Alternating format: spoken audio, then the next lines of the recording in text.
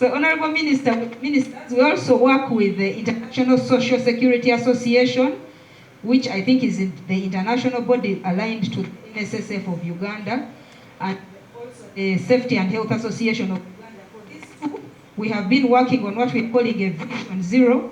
Vision Zero is the mindset, a concept, a global strategy that's being adopted world over. And it is looking at the idea or the possibility that you can actually have zero fatalities arising out of work.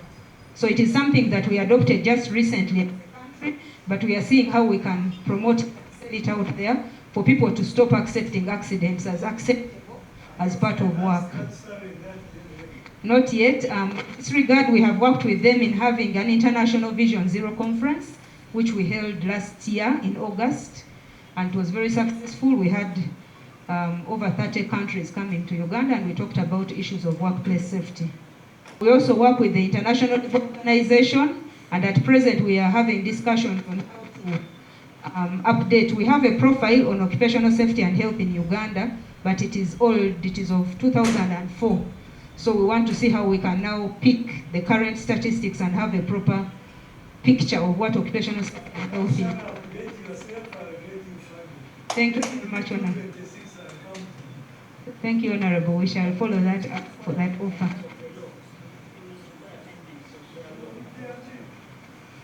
In terms of objectives, our objective really is to minimize occupational accidents, diseases, and injuries arising out of work, to make sure that the workers at the workplace are healthy, to make sure that the working conditions are decent, and then anything being constructed as a workplace should be safe, and then also to promote awareness among the workers, employers, and the general public.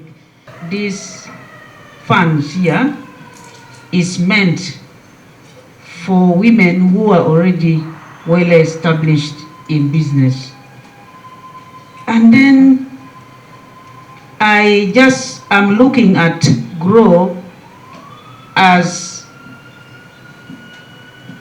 a sector which is going to grow into a micro credit institution. Now, I want to know the interest rate that you always put on this kind of fund for a person to borrow. And what about the selling amount, the highest amount that a person can borrow? Is it any amount that a woman want to borrow can borrow, or there is a limit? That is my concern. Honorable Acan asked about the NGOs. The Occupational Safety and Health Act covers every workplace, regardless of size, regardless of activity being taken place. It's just because of numbers, we usually prioritize high risk, like the industries, construction sites, but we know that NGOs are also under our docket. So if we get a whistleblower report, that will certainly be able to target that area and make sure those NGOs put in order and caused to register. So yes, they are under our view.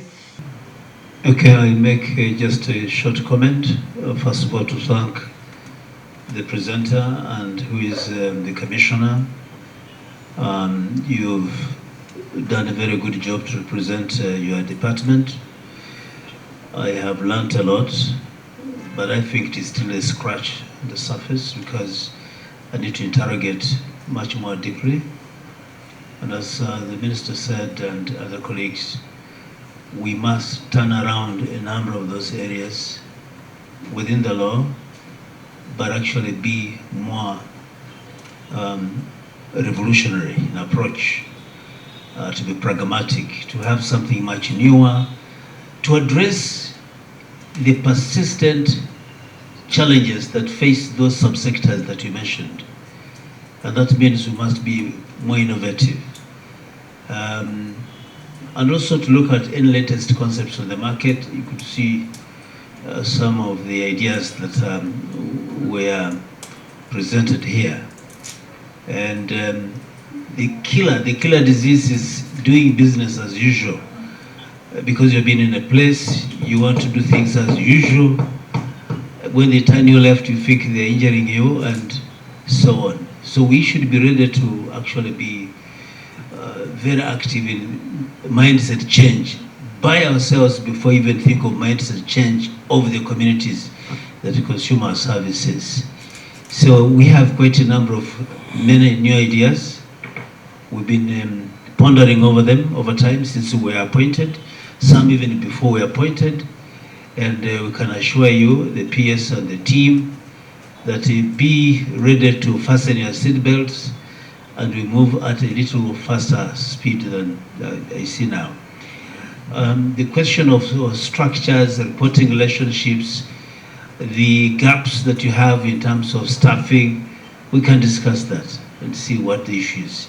Because placement of talents, evaluation of performance of those talents, what new ideas do we inject into the system here? These are going to be some of the preoccupation that we're going to have. At the end of the day, we need to really drive the economy from the productivity side, that the young people who are being churned out of institutions of training have the requisite skills that are on demand, so that we don't just churn out people because they must have diplomas and degrees. The minister has been alluding to those masters. I have 3 masters. I'm a doctoral student. But if I cannot turn those skills into practicals, then we're not serious. Yes. Yeah, and that's... Sure, imagine. So, the general has been, we've been working together, he has been my boss in a couple of areas. And his challenge is exactly what he's been telling us here. He wants practical outcomes. So I think you have the best brains you have here on this side of the IO, and we have the very good brains on that side of the IO, and what we want is to tease you and make sure that you do the right things. And also the issue of bringing in external ideas. Don't be afraid. When you're afraid, it means you're so much in comfort that you don't want to be challenged. But actually, external ideas are very good, so that it enables you to see the other side of the coin. So we're going to do a lot of teasing here and there to make sure that we put in speed and productivity, not just numbers. There's a lot out there, Honorable Minister. I was in Mayuge, I was so disappointed.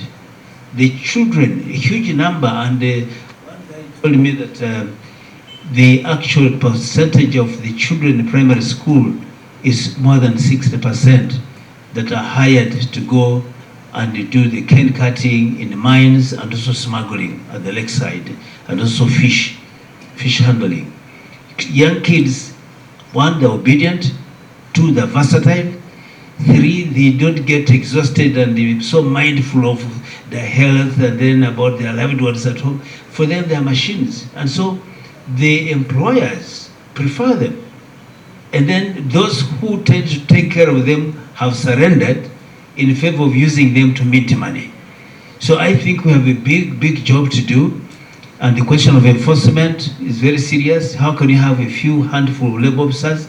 This morning I bumped into a Mugishu man. He said, I'm a labor officer here. So I said, so what do you do? He said, well, they left me, I would have been posted outside. Where? But they posted somebody else. I should have been me. But okay, what about you? What are you doing? He could not tell me a very serious thing. So that means issues of enforcement. And we've spoken with the minister and colleagues here. We want to make sure that consular services for labor purposes are enhanced. You remember he was asking me, how many do you think from external and so on? We shall be riding on the backs of foreign affairs and external only where it is convenient. But we should think of flying independently where we can, especially when asked ASIMA to do the mapping and you see the points of concentrations. So we have very many ideas. Mine is to listen actually, and also see how best when we go down to our own sector, departmental areas, then you will see how we're going to rub in a lot of additional things. So thank you, Minister. This was fantastic. Honorable Mlongo, thank you so much for all the input you gave us. Yes, you gave us a lot of food for thought, and we are going to continue to digest and see how to operationalize those ideas. Then in terms of data collection, Honorable, you asked about what kind of data and where we have any collaborations. Yes, we have some data that we are already collecting in terms of workplaces, the workers in those workplaces. And on this, like I said the other day, we work with the Uganda Revenue Authority because payment is through their systems.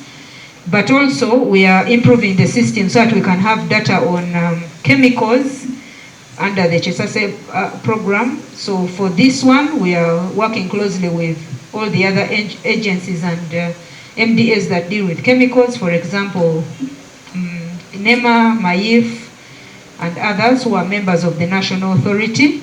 And then the statistics that we are really lacking is in terms of the injuries, especially those which cause workers to be out of work for at least 3 days.